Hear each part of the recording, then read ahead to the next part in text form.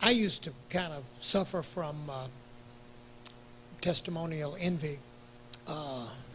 When, it seemed like I can remember in youth group in church, they'd have these people come in and say, I was a gang leader in Harlem and I knifed 2 people to death and I was on cocaine for 6 years and then I found Jesus and I got knocked to the ground and I was, and I was thinking, gee,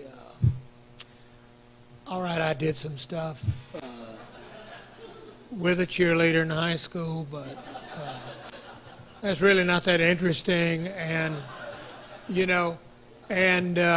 I felt a voice, I felt a pull. So maybe to say partly it depends on you. And I do think I've had to say to Christians sometimes that I just think, notice the voice calls Saul by name. And when God calls us, I think God calls us by our own names. And that means that he gets called in a unique way that gets his attention. Somebody else gets called in a way that suits them and their way.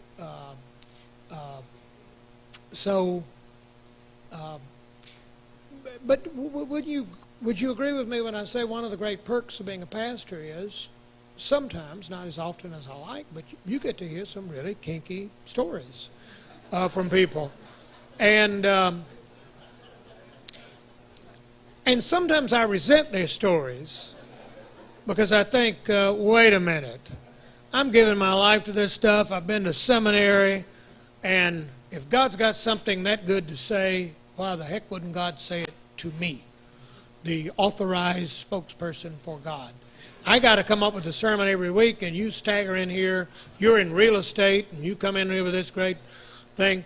I remember talking to a young man. He graduated from Duke. Then he graduated from Harvard Medical School. He was a surgical resident at Duke. And he said that God had called him to be a missionary, a medical missionary in Africa. I said, wow. And he said, and it was just clear as it could be.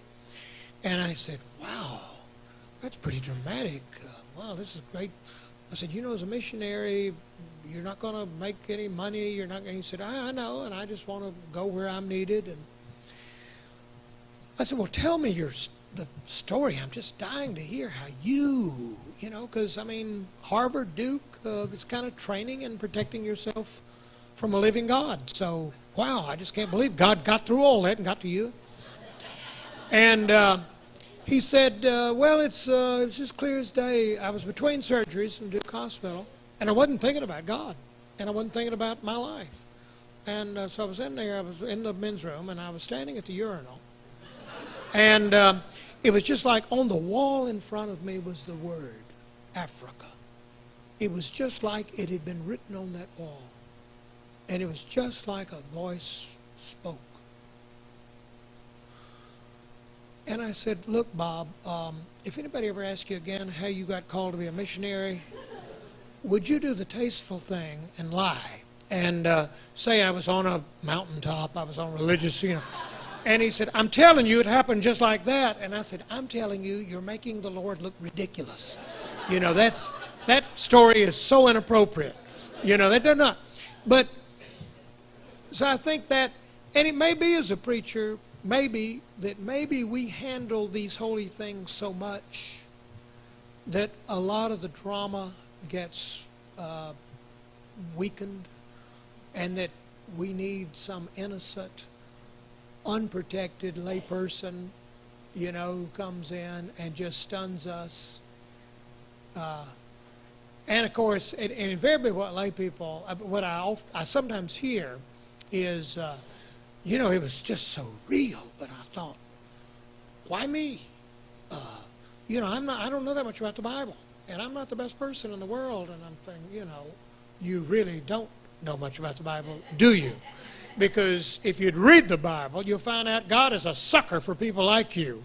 Have you ever killed a man? Well, hell, Moses did that. Look what God did with him. So the story itself has a kind of outrageousness about it.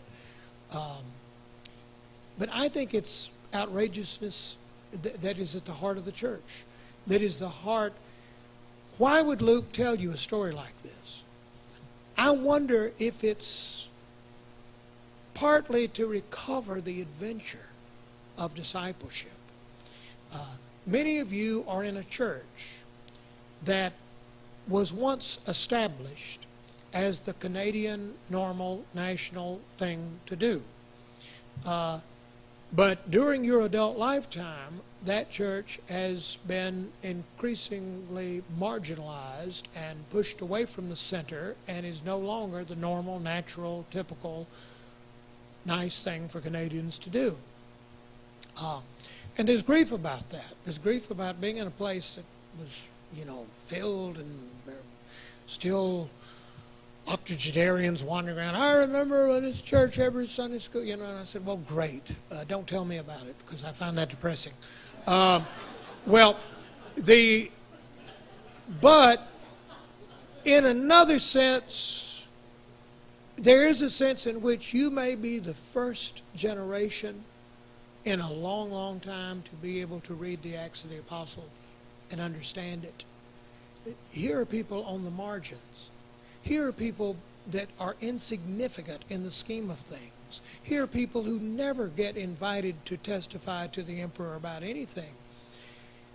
And yet, isn't it amazing?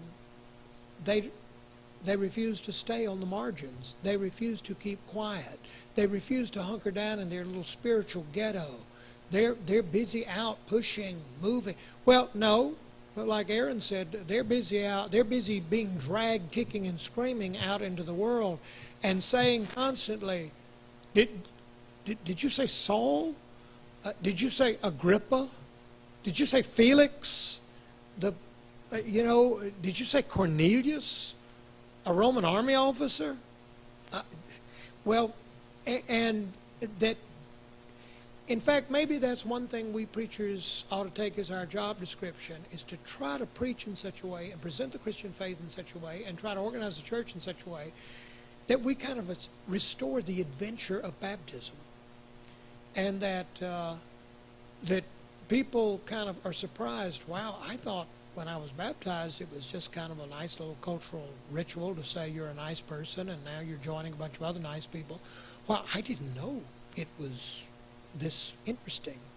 And so that I think Luke's telling us that story for that reason. This is your origin. And even if, in a sense, we look at the church today and we think, wow, we've come a long way from those heady days, I think in your own life there are people here who can demonstrate this. And before you dismiss this as some kind of primitive, weird stuff that maybe once happened, doesn't happen anymore, give yourself credit and remember, that you're in a bad neighborhood for reading this kind of stories. You're in North America. You're in a culture produced by the European Enlightenment. You're in a tribe for whom was taught the word tribal is negative. You're in a place that, in a sense, to get the modern world going, we had to make sure God kept quiet, and that God would stay put in heaven or somewhere where God couldn't come in and grab somebody unawares. And so there are powerful resistances to this testimonial. And remember, back Acts 1, what were we called to do? We were called to be witnesses. And to be a Christian today, to be in a church, is just a witness. I don't know that Barack is king. I don't know I don't know that God has to have the United States to succeed to get what God wants. We're skeptical of that project. I don't know that. It's a little throwaway comment to ingratiate myself to Canadians. And